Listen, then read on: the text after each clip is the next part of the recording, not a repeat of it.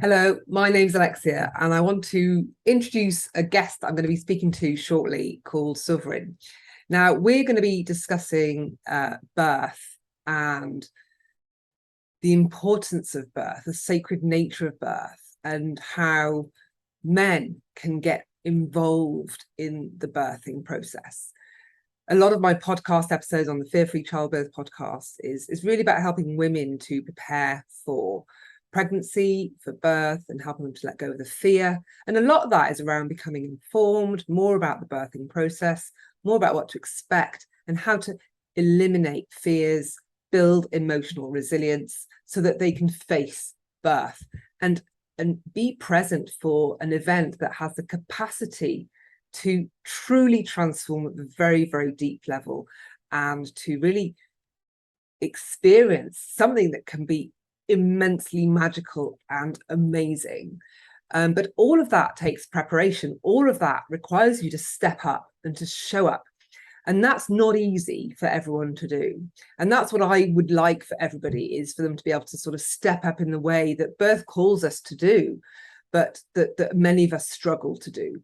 And the way that I do that is by really focusing on the emotional journey, letting go of the traumas, letting go of the fears, but also doing some more practical things in terms of educating yourself around the birthing process so that you can really go into this whole experience well informed. Now, one thing that I really want for the people that are bringing children into the world today is really for that to come from both the mother and the father. And the person I'm going to speak to today, really, he helps and supports men in helping them to step up and show up for birth. And some of the stuff that he talks about is really, really important that I think for both men and women to hear, because there really are just some truths shared today as part of this conversation that are for everyone. So without going on any further, I'm just going to hand over to the time that I spoke with Sovereign all about the sacred nature of birth and how men can support women through that process and show up for them in a really meaningful way that's going to create a ripple effect of magic, of beauty that goes way beyond the moment of birth and enables the man to really be there for the woman in a way that is going to enable her to truly feel empowered. He will feel empowered. I don't want to go on anymore because you've just got to hear it from the man himself. Okay, here's the time I spoke to Sovereign. I hope you enjoy this chat on this computer. Hello, thank you, Sovereign, for joining me for this conversation. I can't wait to dive in. We're going to be touching on many, many fascinating topics, which I think are going to include things like birth, trauma, femininity, masculinity, some really important topics today. But before we just dive into the conversation, would you mind just introducing yourself, telling us a little bit about like who you are and what you get up to these days? So great. Well, I am Sovereign, and that is a beautiful sound that many people would relate to, be like, oh, well, that's an interesting name. I use it as a sound because I am that, but you all are that. We all are that. And for me to be able to carry that sound for myself as a name, so to speak, or as a coat, I am very much aware that I need to see everybody else as sovereign. If I put other people down or I put myself over them, well, I pretty much lose my sovereignty if I want to be in that self-sovereign space. So I have studied human ecology and human nature through the study of syntropic agroforestry, which is the most advanced form of regenerative agriculture. And we won't go there. But what I did in all my findings of syntropy is that I applied the strategies of life. And one of the core notions is that everything in life is performing a function with purpose. I applied that onto our human ecology because I was really trying to address my male issues with how to relate to my feelings, how to make sense out of these emotional reactions. And when I started using syntropy and seeing life through the lens of a syntropic natural way of relating to life, I was getting so many answers that in the Western societal framework, I never got access to. So for me, that became the missing link.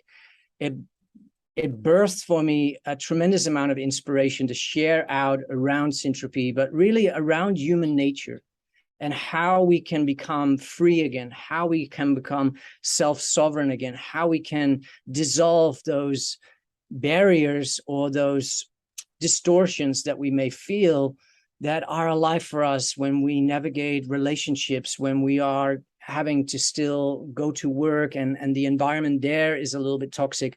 How can we become masters in our own navigation by creating more emotional freedom and more mastery over our own beingness, really our own sovereignty, and how to reclaim that, how to step back into that. And what I discovered through that is that everything really started for everyone at birth. And I'm passionate about natural birthing, natural pregnancy.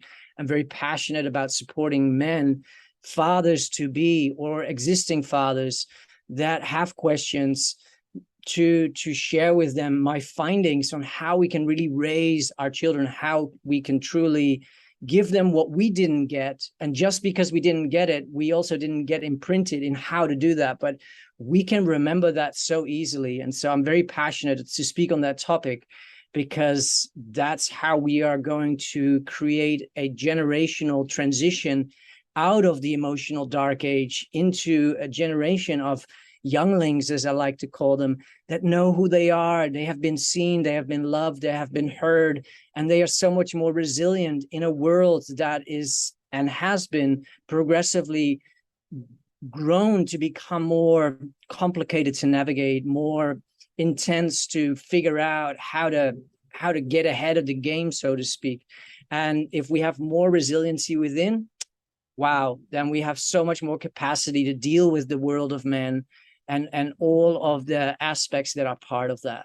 Yeah. So let's start with birth, because I agree with everything you just said. There's so much I want to dive into, but I'd just love to hear from the perspective of birth and how we can support men to really take advantage of the beauty of that birth moment that it is. Because I think a lot of men find it potentially quite difficult to get involved in preparing for birth, because it's the woman that's experiencing that process. And then during the birth, some of them feel a little bit left out. They're not quite sure what to do. So they might resort to being very practical, making sure that the things are ready. So in your view, how can men get more involved and really be part of this in a more kind of, in a real way that is really going to sort of really create something that's going to be so magical for him as well? Yeah, so wonderful. Well, first of all, procreation is, and really life in and of itself, is really sacred. When we start looking at the incomprehensible nature of our human experience, nobody makes our heartbeat. It does it for itself. We don't have to think about our breathing. It's like we take all of that for granted. But when we take a moment to really look at the moment of conception, the sperm and the egg coming together in an act of love, in an act of passion, and what we end up with later, 9 months through the pregnancy, a new soul, a spirited, self-spirited human being comes through the woman into the physical world here on the earth. And so it's very important to just right out of the gate recognize that birth is sacred. And that may be a word that isn't very commonly used in our today's societal framework, but that being the real entry point by which we approach birth and pregnancy. And if that gets clicked in for a man, to recognize that, yeah, it's a long 9-month process, but it is a sacred, ongoing developing of this beautiful offspring of a baby inside. The recognition that there is sacredness involved in that allows a predisposition of reverence to come in. And reverence is something that is another word that maybe isn't very commonly used, but reverence is having a sense of the sanctity of what we're witnessing. And just adopting those two standpoints, birth is sacred, life is sacred with that, and cultivating an awareness of having reverence for the immaculate, unexplainable, amazing, beautiful process of life gestating. The belly keeps growing, and the woman is doing everything, but she's not thinking about doing it. It is happening innately. It is a blueprint of our human ecology, of our human family. And when we start recognizing that the creation process of new human life is actually really special, when we enter in as men into that understanding, we will be able to drop a whole lot of the uncomfortable feelings, because we will have a doorstopper in our mind that says, oh, hang on, we're dealing with actually, this is our child, this is my child. This is a sacred process, and I have an opportunity to show up in that powerfully with reverence, or I can disassociate and disconnect or feel uncomfortable. And particularly that sense of feeling uncomfortable because the baby isn't gestating in his physicality. And it's a good thing that, you know, men weren't predispositioned with that, because I don't think that we would have a lot of humans on this earth right now. I have such reverence for the sacred nature of woman's capacity to birth new human life and spirited souls onto this earth. It's so special. And how come it's so special? Because all women can do it. Is there's no other form of technology or machinery, or you name it, that can bring in a spirited and souled human being onto this earth plane. And to me, when we as men start recognizing, all right, this is actually a beautiful, sacred, and spiritual process. He comes into the conversation and his energy is in that frequency of having more reverence, and that may take training. She feels that. She feels appreciated. She feels seen. She feels that she's understood, even though he doesn't understand it. Just coming in with reverence is something that really sets a beautiful tone during the journey of pregnancy, and then into the process of birth.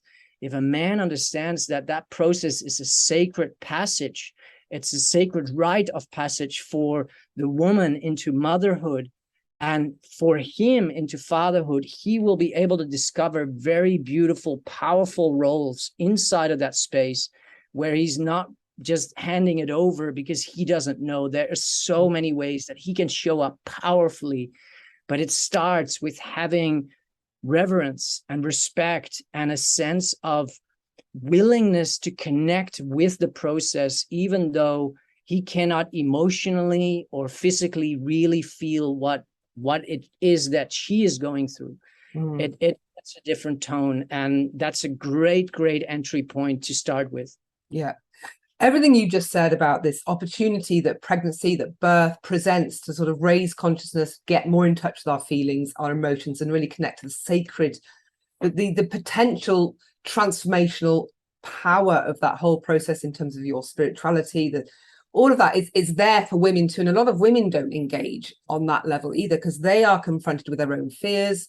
I work a lot with women that have got extreme fears and phobias around birth, so they find it very, very hard to connect to the process. They might even fear the whole process enormously. But those fears, because they're rooted in trauma, a lot of men are going to have those fears too. So when I talk about tocophobia, which is extreme fear of birth and pregnancy, I think we are seeing a lot of men experiencing these fears. They can't be present in the birth space. They don't want to engage very much during the pregnancy process because they're facing their fears.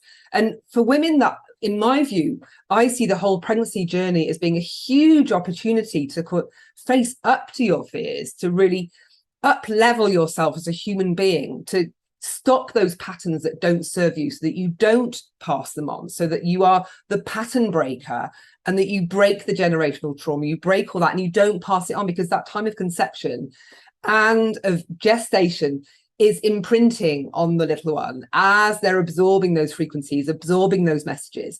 So I think for women, it's a massive opportunity to step up. And what you're saying, which I totally agree with, is it's an opportunity for the guy to step up massively too.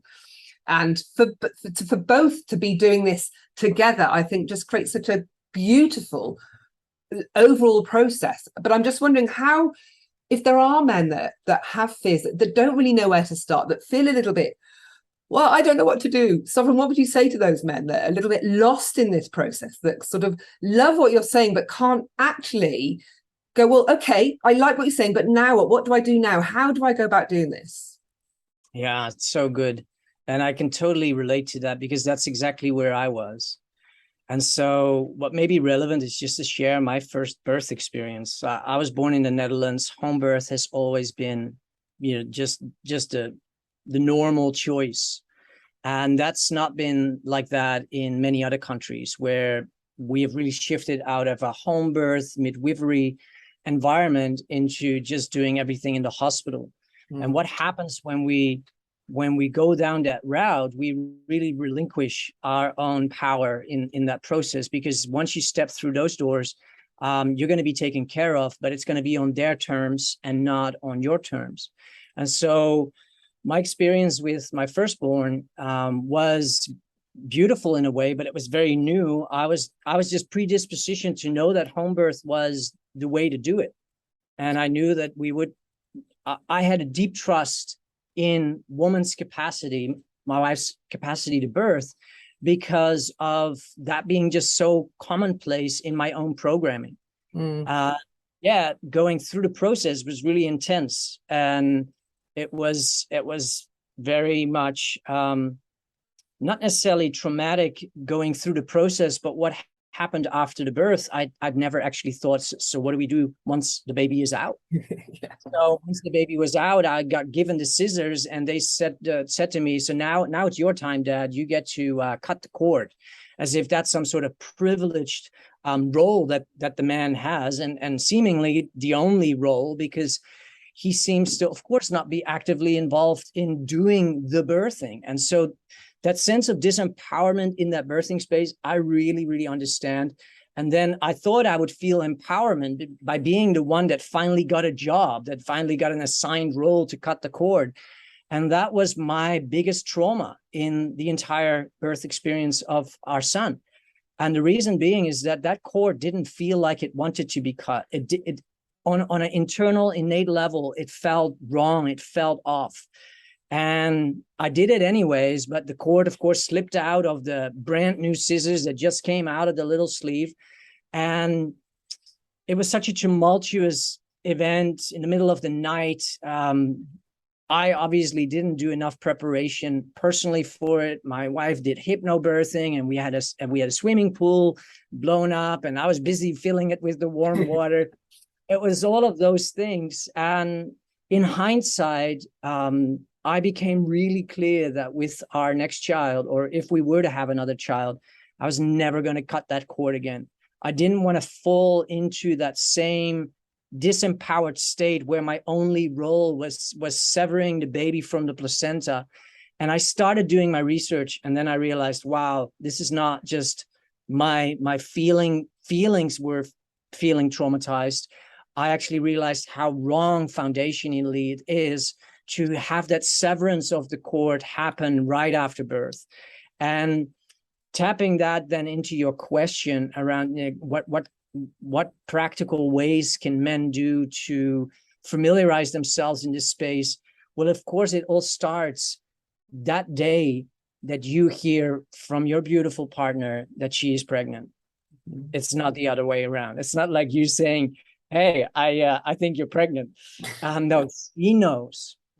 And from that moment, what really helps, and this is what I teach in my workshops to men that are interested to actually empower themselves, is that you start with recognizing that it's not she who is pregnant.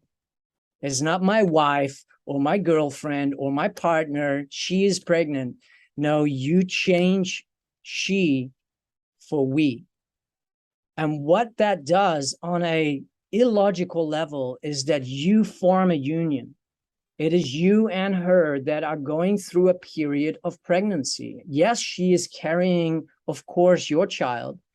And yet, when you put yourself out of the frequency that she is the one who's pregnant, but that you are part of that story by just replacing that into we, what happens is that you are consciously partnering with her to be in an active process, and that you are able to show up in that however it is. But if you stay true to the narrative that it's the we in the togetherness of the partnership, it's going to foundationally shift something that is really relevant that most men don't recognize or see before they actually start practicing that.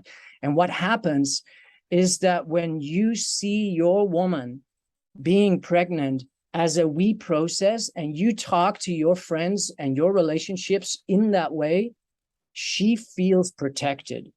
She doesn't feel isolated, as in she is the one who is pregnant and I'm just here over here being the man and she's doing everything. No, you're on a journey together.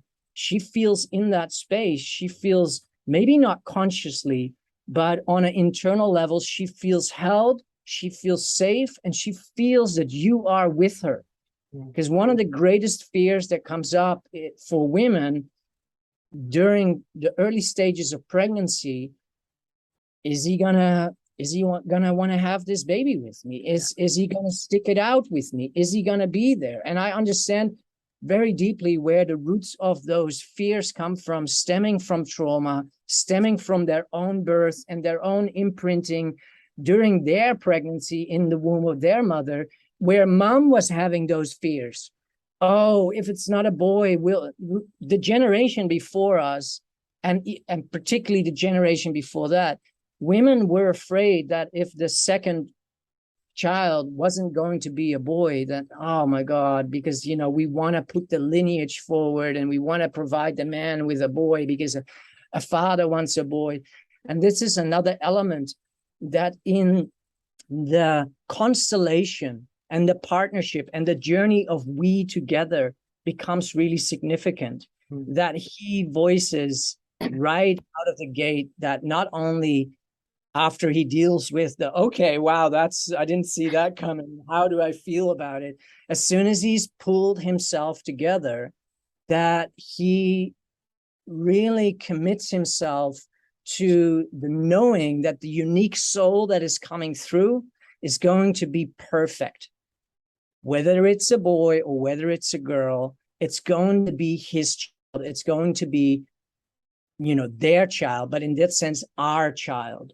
And it's that language of our, it's that language of we, and it's that commitment to showing up in those early weeks for her to say, wow, I'm dealing with a lot, but I want you to know that I'm in this with you. What shifts for her with those primary fears that are really active in those early weeks and months is that those get soothed out. They get smoothed out very early on.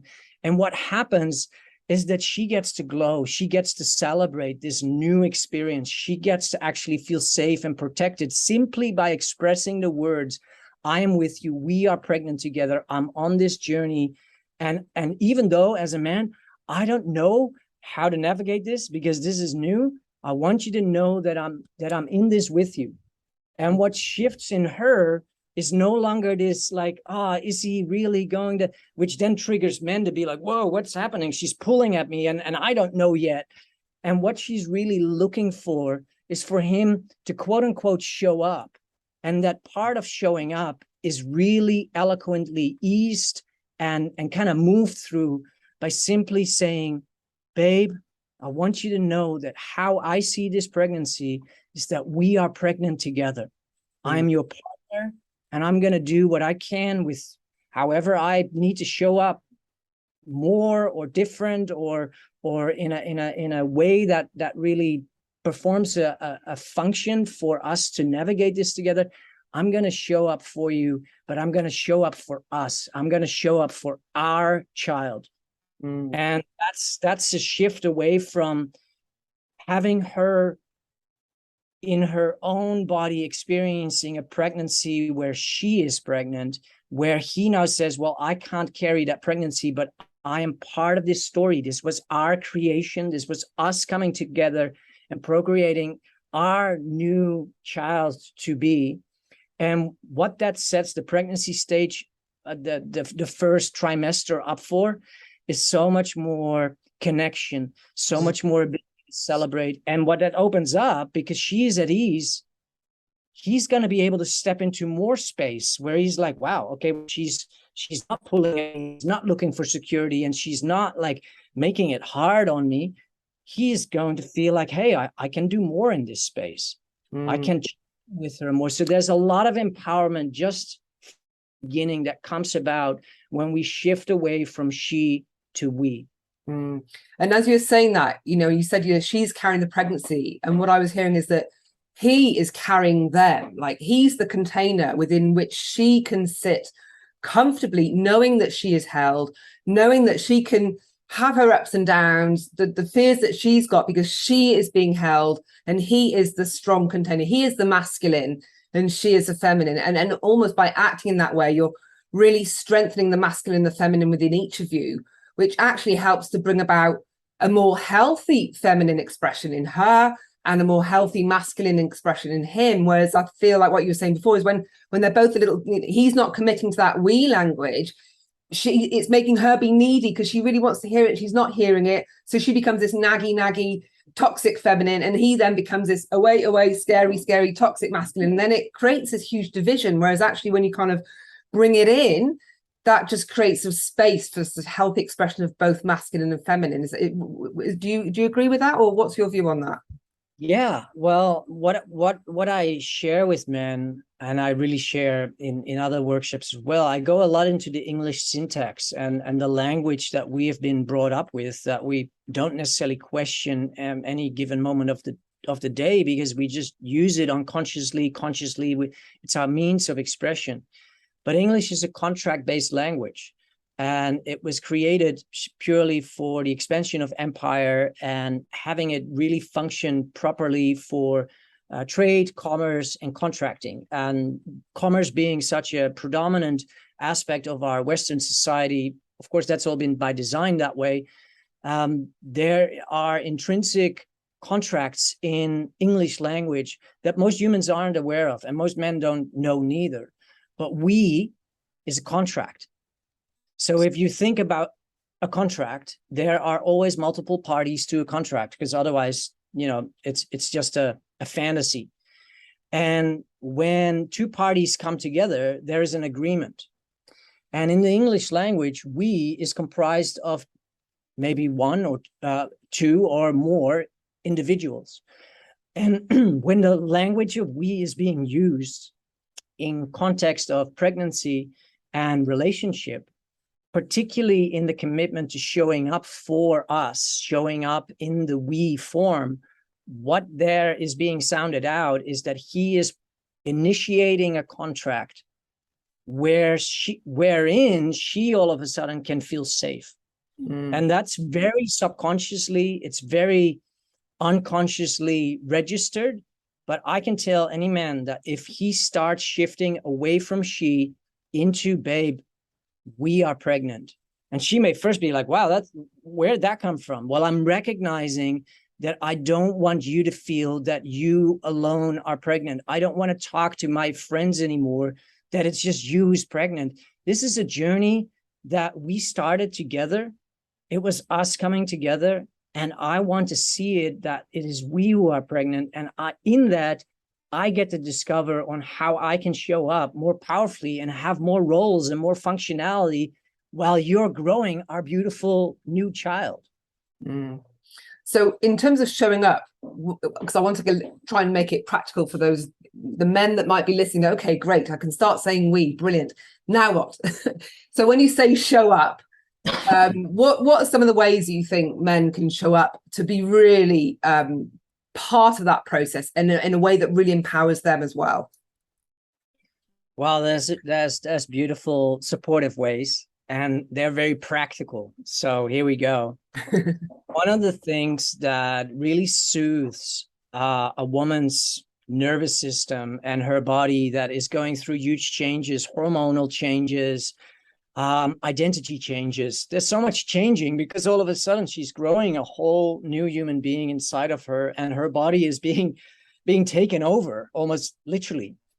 And one of the ways that he can show up outside of saying, hey, babe, I'm going to go get the groceries and I'm going to go make sure that, you're all set up for whatever, or make her coffee or make her tea. These are all lovely things.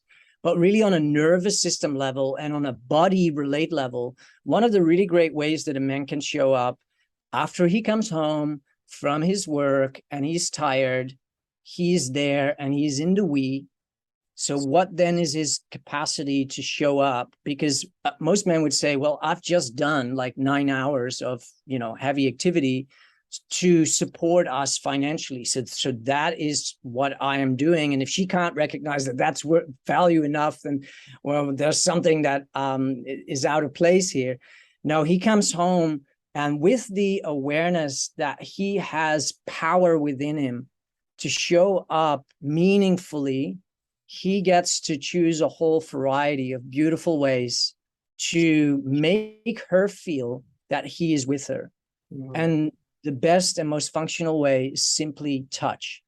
Now, this may sound a bit, like, well, okay, yeah, we kiss each other on the cheek when I come home, or no. She sits on the bar stool at the kitchen bar or at the kitchen table. She's sitting down, and you just place your hand in between her shoulder blades, and you just gently give her a rub. When you give her a kiss, you say, hey, babe, I love you. And instead of then saying, all right, now I'm going to go get my drink out of the fridge, you actually land your 2 hands on her shoulders, and you just give her that soft, emphasis on soft hand touch, massage. You move your thumb up into her neck, and you make sure it's nice and gentle.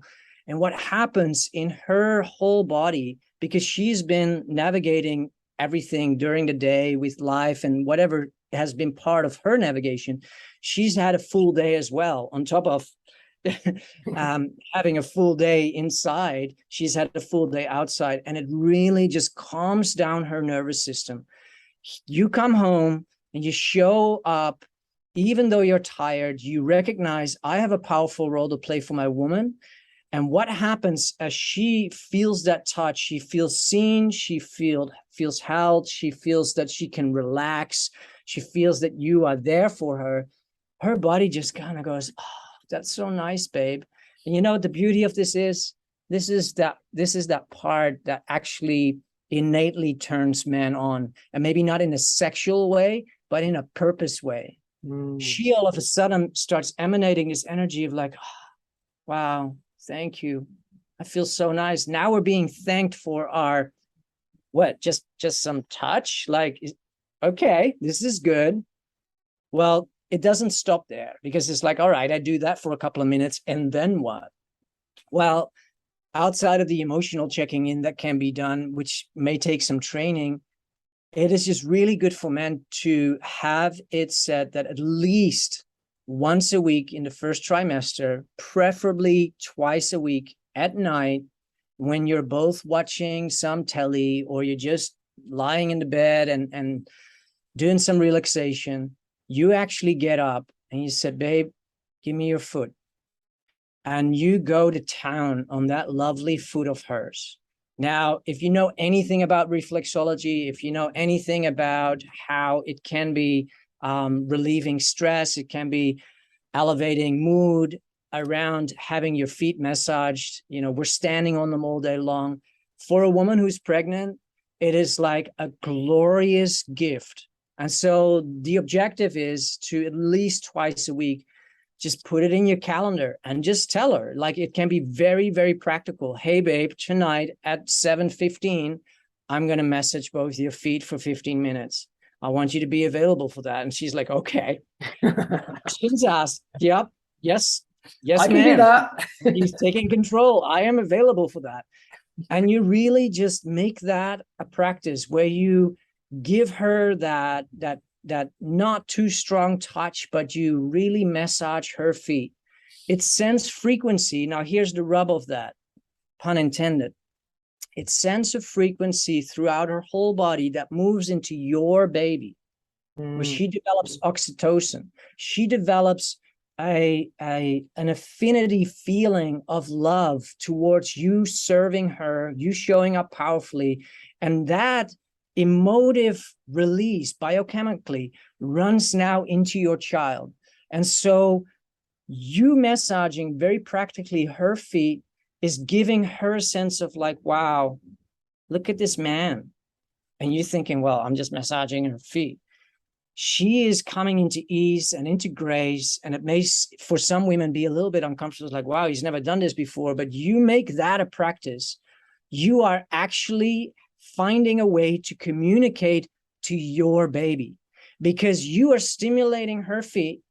You are giving her relaxation. She feels loved and touched, and all of those beautiful feminine qualities that come about with that, that goes into your baby. And really, on a neurochemical associative level, within a couple of weeks, your baby in her womb is recognizing that there is a regular interval where mom releases all of these really nice feelings that he or she is now swimming in, literally.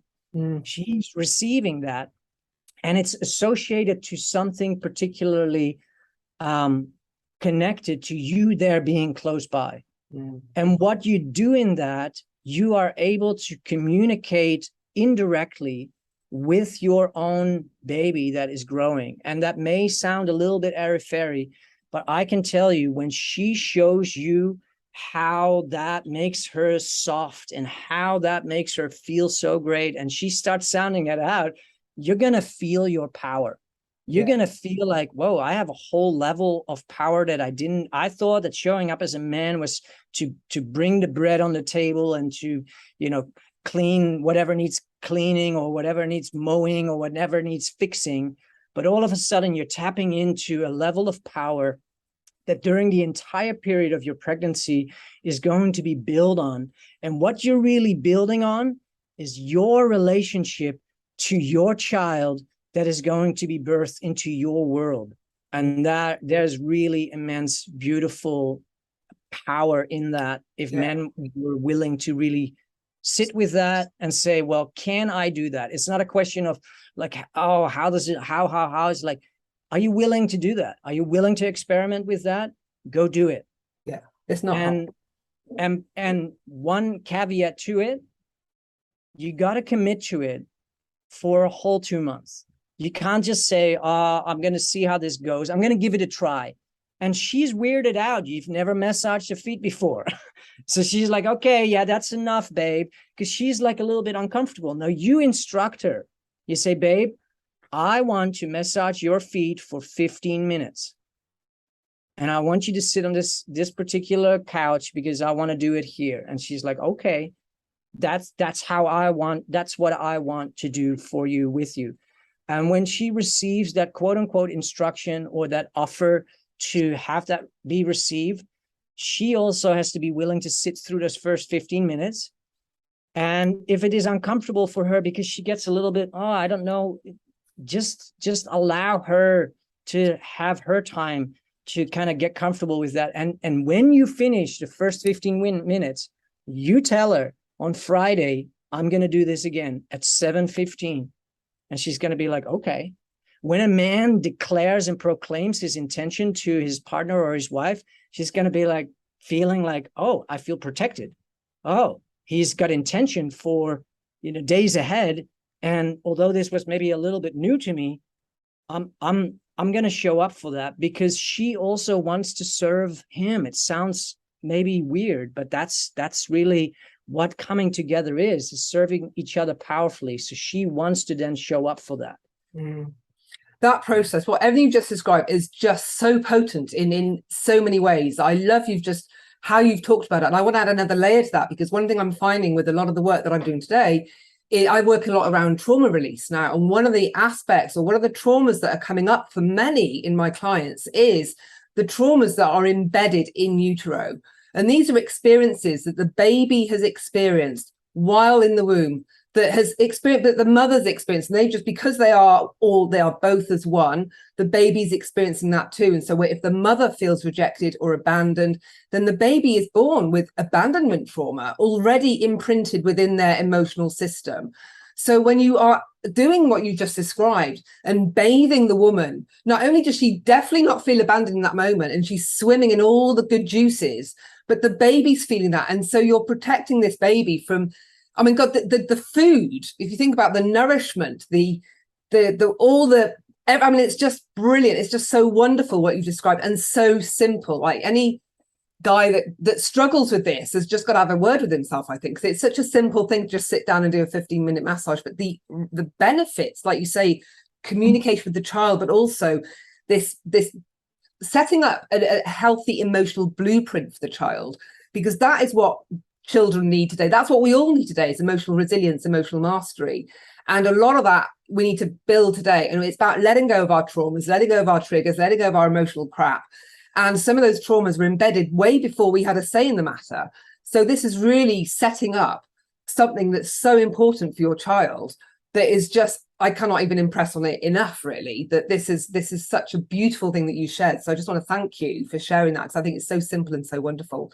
I want to now jump to, when you mentioned the cord, and I think I really want to talk about the cord, because I've had on my Fear-Free Childbirth podcast, at least, you know, the midwives talking about how it's, you know, mustn't cut the cord before a certain time. But it sounded like when you were invited to cut the cord, that you really felt on an intuitive level that this was something that you really mustn't do. So I wouldn't mind just understanding a little bit more about where your head was at there. And now, since you've kind of expanded your knowledge around all that, where you sit today with this, with the cord and the placenta and that moment of birth when the baby comes out. Yeah, beautiful. I don't remember seeing the placenta of our firstborn. And when you think about inside of the womb, what actually forms the baby outside of all the beautiful embryonic fluid that also infuses, and it's a magical realm. It's the creatrix of absolutely unimaginable potency. It's life itself in action.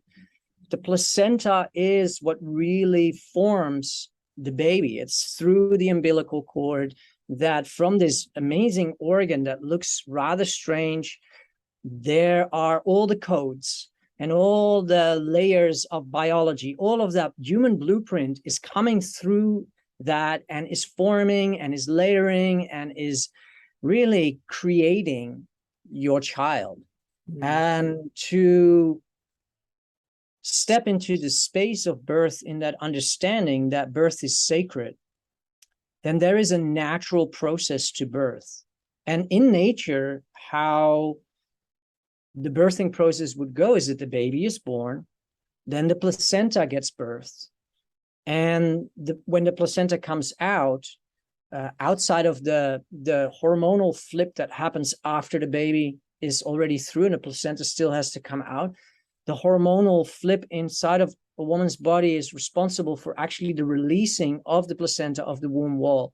And so that there's a tremendous amount of transitioning going on.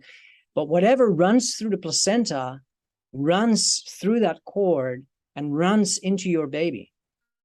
And so if we cut the cord of the baby, which is the baby's cord, then we are separating it from whatever was still supposed to naturally come through that. And the question would be, do you want to not have your child, everything that is by design of our human blueprint actually supposed to be hers or his?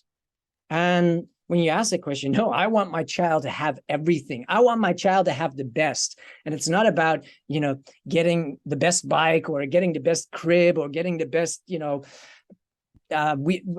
little push trolley for baby carriage to be driven around. All those things are all nice. But if you really look at physiological, nutritional, and also spiritual infusion, the question would be, do you want your child to have everything, or do you want your child to have just, whatever is available? If everything is available, would you like your child to have that? Well, if you are a yes to that, you want to discuss lotus birth. You want to make sure that the placenta gets birthed first, and then you wait. You wait until the cord fully pulsates out, until all the blood that is still and all the beautiful hormonal infusion that is still to come through, that is your baby's to have. It's not for blood banking. It's not like, what is the function of cutting the cord prematurely and then discarding this amazing organ that has actually grown your baby. And so it's really relevant to pause at that moment of birth and say, I want the best for my child. And the best is by nature's design. And nature's design is for the placenta to be birthed and for the placenta to totally pulse out until the placenta has given everything that it was naturally designed to pass on through that cord into my baby. I want my baby to have everything. And when a man gets that, and when his woman also feels like, yeah, that's natural, he gets to make a stand in the birth space for that. When he recognizes that he wants the best, not just as a birthing outcome, but the best nutrition, the best infusion, and the fullest download of whatever was supposed to come through that placenta, when he's clear that that's what he wants, then he's got something to stand in. And he's going to be able to have a role that is powerful in that space, because very standard practice is that that cord gets clamped and cut. And he can then say, hey, this is my child. This is our child. But in the space of a doctor, he may say, this is my child, and I want my child to have everything that nature designed for it. And so you and I, we are not going to clamp that cord, and we are not going to cut it until the placenta is birthed and everything that is by nature's design supposed to come into my baby has actually come through. And my wife and I, are going to let you know when that moment is ripe and ready, when we feel ready. And that's like, it's your baby, it's your birth process. Nobody's doing the birthing for you. It's your legacy that you get to shape and put into motion. And it's really in that moment when we understand lotus birth and the beautiful significance of it, we get to feel as men empowered in that birthing space. And oh my God, is she going to feel held? She feels that she's got a man that is very clear on what he wants for their child together. And the beautiful thing is, in all of it, that it really means doing nothing. He gets to show up powerfully, state his proclamation, and you wait. You allow the natural order to just naturally unfold. She births the placenta. There's ease and grace, because now the time for clamping and cutting and all of that has been put off the table. We're just going to wait, which also means that when the cord is not cut, baby gets to come on the chest, because the placenta and the baby are connected to a certain length of the cord. So that means that the baby isn't just going to be weighed instantly and checked instantly and all of these things that in the medical world need to happen right after it's come out of the vagina. No, what you do is you let that process be a grace process. It's a beautiful grace period, because the cord is only so long. And it really creates a birthing space that has so much more relaxation. And I know birth is intense, but it has so much more grace built into it. And a man can really make a stand for wanting the best for his child, for their child. And that means then just not having the baby rushed off to have it weighed or dried up. It's like, no, we can start later. What's the rush? Why rush into that? And it just puts all of it off the table. And yeah, that's just what I have to say on that notion. It's called lotus birth. I teach men about it in a very practical way. I share with women around it that find it just a beautiful story in and of itself. Sometimes it's unfamiliar. And yet when everybody feels into it, they're like, but that's how it's naturally supposed to be. When all the tumultuous processes are complete, then when it's the time and everything has been received and downloaded, then you can say, all right, for practical reasons, are we ready to cut the cord? And we can say, yeah, well, yeah, I guess if you want to weigh the baby now, sure. Yeah. But lotus birth shifts the entire frequency of how the support systems in place are going to be performing their roles and their function in the space. It's going to really change things from interventional or monitoring intensely to hands off. And hands off is a beautiful approach, because guess what? All women for thousands and thousands and thousands of years have the inborn innate power in and of themselves to go through that rite of passage into motherhood without anybody doing the birthing. There has been no woman on planet Earth that has ever birthed a child where somebody else was actually doing the birthing for us. And it's like a no-brainer, but somehow it has been somewhat removed from woman's significant role and power. And that's where I feel that lotus birth just keeps all of that naturally in place. I think when some people hear lotus birth, they imagine people nursing their placentas for a week with lots of herbs, and it can get smelly. I think that's what comes to a lot of people's minds. So would you just describe in a nutshell what is lotus birth? When you're talking about lotus birth, is that what you're talking about, or are they just hearing what have they got the wrong end of the stick? How would you describe lotus birth? Well, lotus, like when you think about a lotus plant, so down in the mud of a beautiful pond, there resides this, let's call it the placenta. And it has a stem and it goes all the way through the water. And on the top, this beautiful lotus is given shape and expressed. And so it's that connection from a darkened space into the beautiful expression of new life coming to bloom and blossom. When you cut the connection between the flowering flower on the top of the pond and the seed or the root structure that is underneath that, or the bulb really, well, you're going to have that flower for a very short period of time. So the lotus as a metaphor is understood to be like, yeah, there's a connection between something deep within or deep in the unseeable into the expressionable that is, baby coming through. The placenta is still within. And there are many ways to approach lotus birth. For me, the most relevant step in recognizing what lotus birth is what I spoke to first.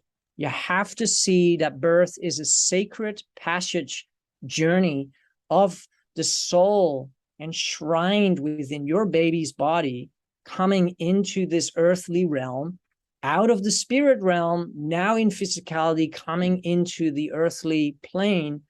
And you have to see that as a sacred birthing process.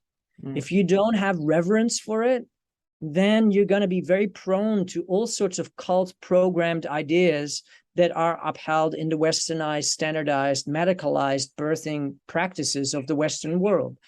And when you bring it back to the essence that you and her have procreated, new life, a soul is going to come in, it's going to be your child, and you have reference for that process, what happens is that you're going to be so much more open to this concept of lotus birth.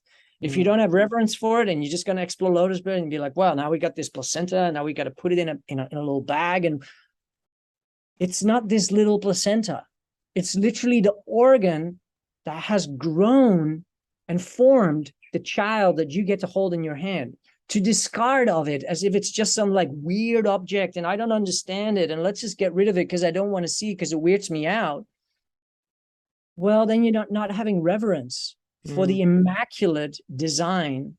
Like there's no other way. There's not like a different way to birth a child. You can't have a baby without a placenta. And so when you realize that it's all part and parcel of something really ununderstandable, but you can just have respect for how that is embedded in our human nature, then you're going to be more hands-off and you're going to be more okay with like, okay, you know what?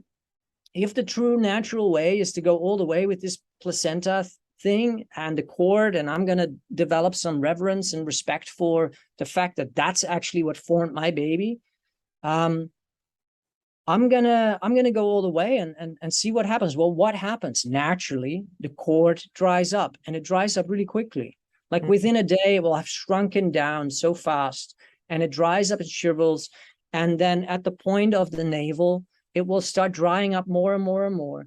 And our second child, she kicked off her own cord on the second day. Mm. And it just, she was just moving her little feet around, and she got the cord in between her little toes, and she pulled it off herself. Now, I go into a lot more of the spiritual implications around human sovereignty, and right from birth, having, as a sovereign human being, the right to choose. And that may go a little bit far for some people, but that placenta, if you properly understand it, is your baby's. Yeah. That placenta belongs to her or him. It's formed it, it's made it, and it has had an intimate 9-month-long relationship to it. The only physiological connection to the physical world outside of the womb wall has been this cord that it's been touching and moving with. And every time they touched it, it felt doo-doo, doo-doo, doo-doo, doo-doo. If you prematurely cut that cord, that which this baby has known for 9 months, all of a sudden disappears. Where did that go?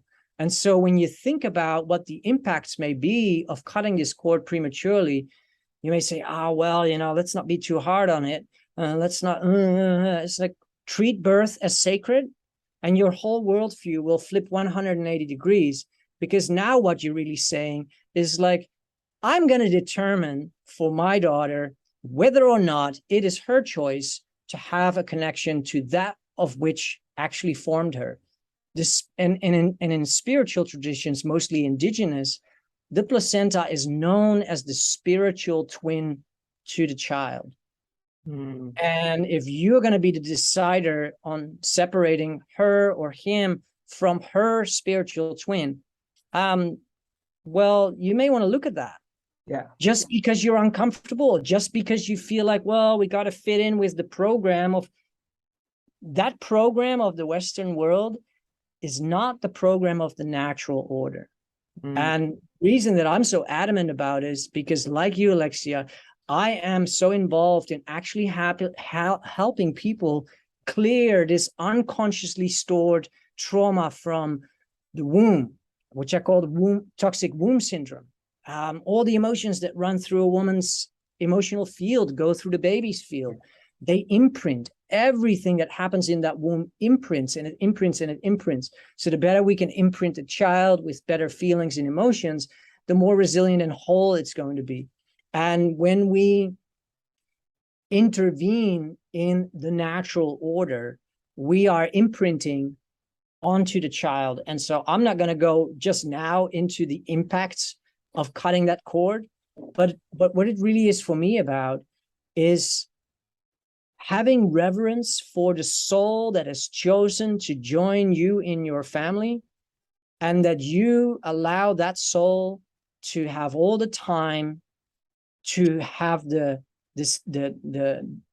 passing away of the cord to happen when it is ready. And I can tell you from my own experience that the difference in how humans show up with having their cord and their connection to their spiritual twin respected, and those that have not, there is a huge difference. And the singular difference is that the children that are born in lotus birth, no matter how much trauma they incurred later in life, they are so much more resilient. They so much know who they are from within, because nothing ever got tampered with. I'd love to go down that whole conversation route with you, but I'm just noticing we've already been talking for quite some time. And so maybe we'll have to do that some other time. Now, your work sounds incredible. Just incredible. It sounds like you taught men through this process. So if people want to find out more about your work, Sovereign, how can they track you down? How can they attend some of your workshops? Do tell us a little bit about that so I can pop some links and people can track you down. So great. Well, I'm on Instagram. I'm not very good at that stuff because I don't think it's really a realm for us guys where we hang out a lot. But it's the place where I get picked up by you, for instance. So this is good. This is how I'm able to make my way out into the world of men. So I'm under Awakening Sovereignty, and I am hosting regular mini workshops on reclaiming sovereignty, really looking at, all right, we all know that we got programmed and schooled, what I call deducation. You know, we all went through 10, 15 years of just like needing to show up for all these classes and all this information and all these tests, and just so that we could get a job. And we become proficient at that at some level, but something is still missing. And it's that we don't feel fully free. We don't feel fully whole. We don't feel really like, wow, I'm in my power. Or when we feel in a sense of power as men, we kind of have this, like, it's very emasculated. You could almost call it like it's just one expression of it. And because it has the overhand, it doesn't actually feel fully like we men, we have feelings. Of course we have feelings. All humans are feeling-based creatures. Let's get that very clear. So in my workshops, I dive into the programming, the deducation, the English syntax that has really been kind of shrewd around us without us knowing. And in that, I take them into this awareness of lotus birth and birthing as a natural practice. And then I speak about the reclamation of their will, to really start working with their will, to get more into the connection of that feeling-based point of sovereignty that every man deserves, but also really benefits getting more connected with. And in the mini workshops, that when you get on my mailing list through getting to sovereignsharing.net, and sovereign being with SOU, like it is in my name here, you can just connect in on the mailing list there, and you'll just get a notification. Hey, like, I'm thinking about putting this workshop on. If you're a yes to this, let me know. I don't initiate entire programs anymore. I did did the video pre-recorded stuff. And I really realized people just want to have live interaction. And what we mostly want, we want it compact. We don't want an 8-hour or 2-day or a long weekend. We want to have something that in 3 hours we can take in, we can digest. And then when certain pieces speak to people, they reach out and say, all right, I'm ready. I want to address this particular part. And really, from anything to do with pregnancy, birth, sovereignty, will reclamation, undoing cult programming, seeing through the matrix of lies, seeing through the charade of what's been happening over the past 2 years. I can go in all of those areas, but it's really important to say that I don't do battle with the world of men. I don't bitch fight. I'm not coming into any form of like, I'm unresolved and I have something to share with you that will make you feel more strong on how to deal with the outer world. What I take people into is how to get connected and how to reconnect the disconnections inside on that internal landscape, so that we as men can start getting comfortable with recognizing the different feelings and being able to shift our communication from I think to, you know what, I'm just going to say I feel. It's a good starting point. And the reason for that is I teach people feeling-based relating, because we're feeling-based creatures. When we start relating from our feelings, simply by saying I feel instead of saying I think, the amount of conflict that you are going to be avoiding or naturally doesn't show up anymore is mind-boggling. Absolutely. Like, it is like, how can such a simple shift in words change the amount of discussions and arguments that you're having, and actually allows you to stay in your own space simply by saying I feel.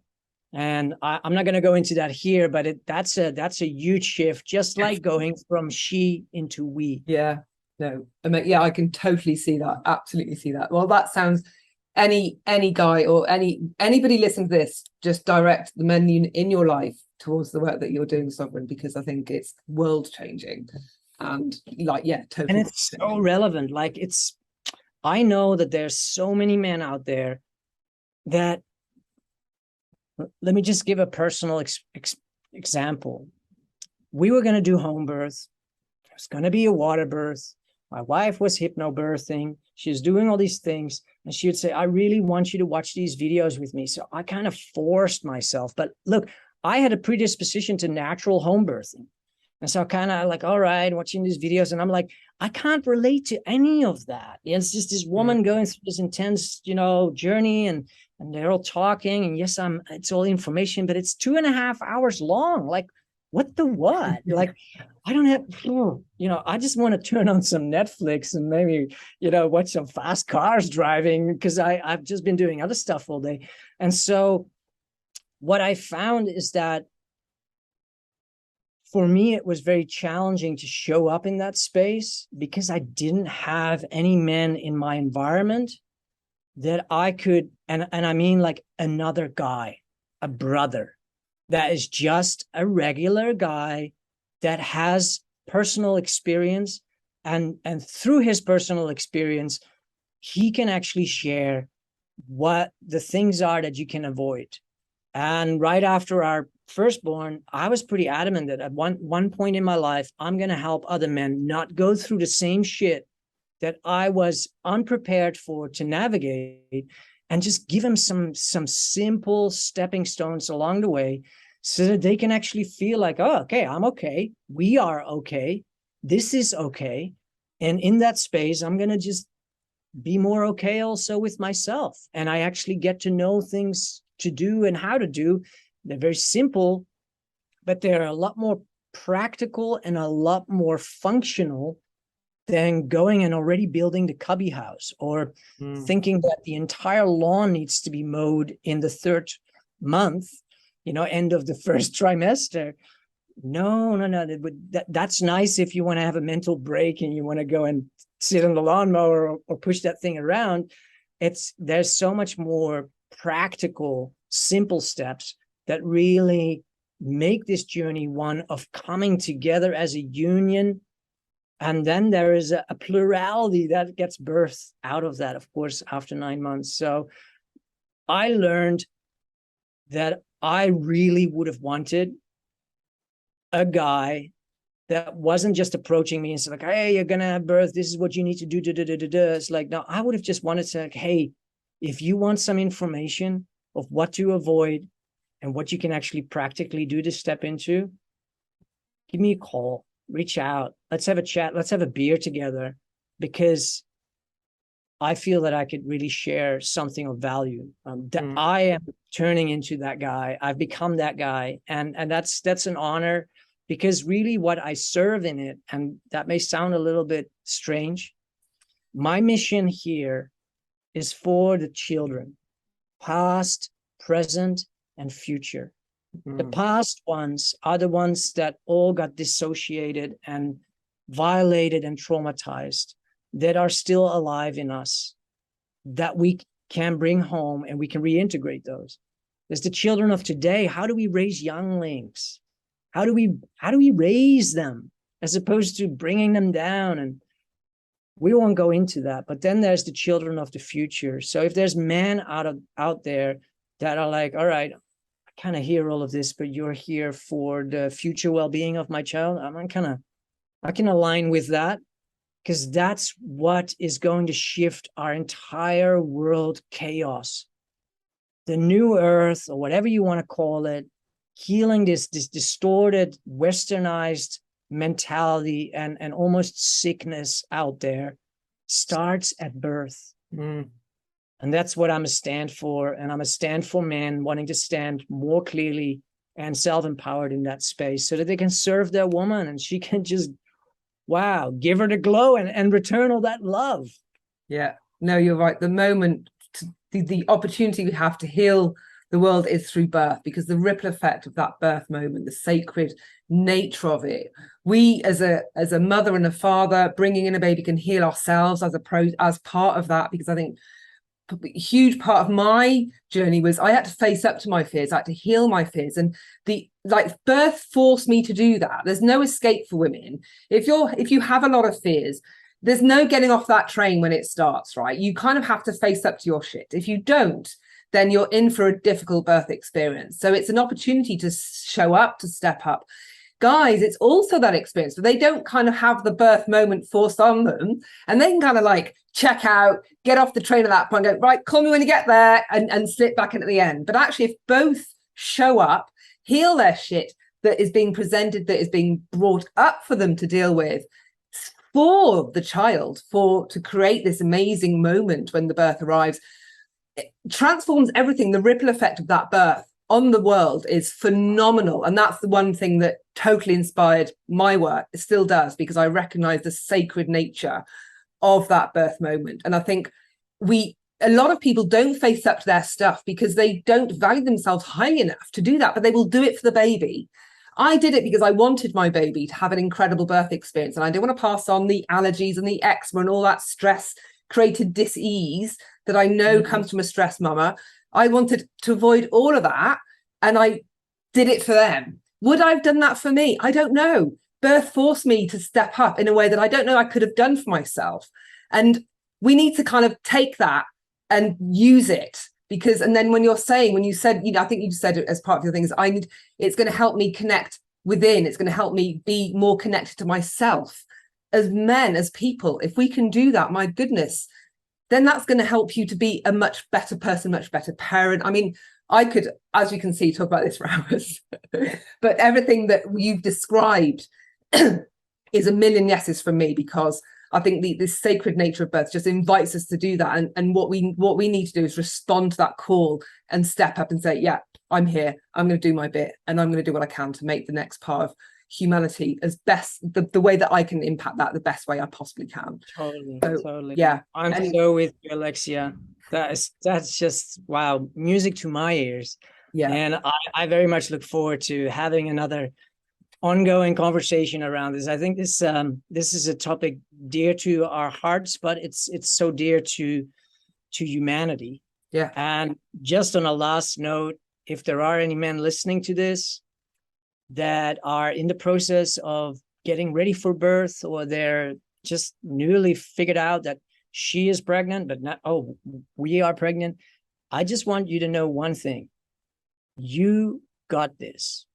You have all the resources, power, by means of your will and your willingness inside. If you're not willing, it ain't gonna happen. But if you are willing, I want you to know you got it all. It's just, it's relevant for men to hear that you got this. You can show up. You can connect with your baby. You can find the pathways, and it doesn't mean that you have to watch these endless long movies where you're like getting so much estrogen and oxytocin washed over you that you feel like you're losing your manhood. No, we can have man-based conversations around all of this, but it's important that before you even step into finding a coach or finding a support person in your, like, how do I navigate this process? How do I show up more powerfully? Is that before you step into that, just know that you got it. Yeah. Because if you come into the conversation from a place of disempowerment, I don't have it. Okay, this guy's saying I already have it. Great. Now I want to figure out what that is. And we can build on that. And that's really important, because so many men unconsciously or silently suffer from this feeling demasculated, that they don't have it, that they don't know, because nobody taught them anything. And the reality of it is, you have it all within. You can indeed unlock it, but you have to be willing. Wonderful. Well, thank you, Sovereign, for everything that you shared today. It's been wonderful, absolutely wonderful. And I do hope that we can maybe jump on another conversation another time at some point in the future. And I want to give you a big hug in Bali. You're in Bali, and yeah, it's lovely where you are. So thank you, and let's touch base soon. Nice. Ciao, ciao.